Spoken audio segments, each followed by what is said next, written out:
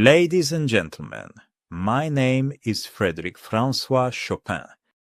As Classical Archives asked me to tell you a little about my life and work, I am happy to do so.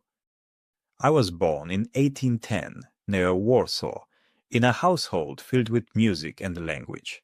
From my earliest days, the piano became my voice, a way to say what words could not.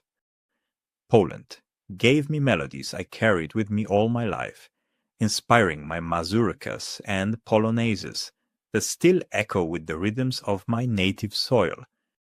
But in 1830, as my country rose in the November uprising against the Russian Empire, I left for Paris. I thought it might only be for a short time, yet exile became permanent. My body lived in France, but a large part of my heart remained with Poland.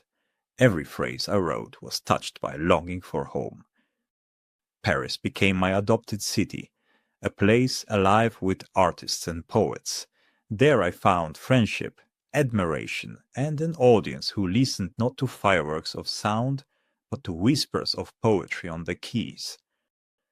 I also became a teacher. It was not the concert stage that defined me, but the countless hours guiding students at the piano. I told them that technique was never enough. Each note must breathe, must carry meaning. I drew inspiration from those who came before me, from the pure architecture of Bach, the clarity of Mozart, and the bel canto beauty of Bellini. Their voices shaped my own, just as I wished my music might guard those who followed. Among the people who influenced me most was George Sand. Our years together, filled with love and turbulence, left a deep mark.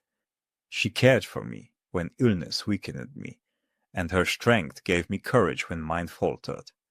At her home at Nohant, surrounded by peace and countryside, I composed many of my most cherished works. My health was fragile, but perhaps that made me value beauty more urgently. Each note, for me, was a breath, a sigh, a memory.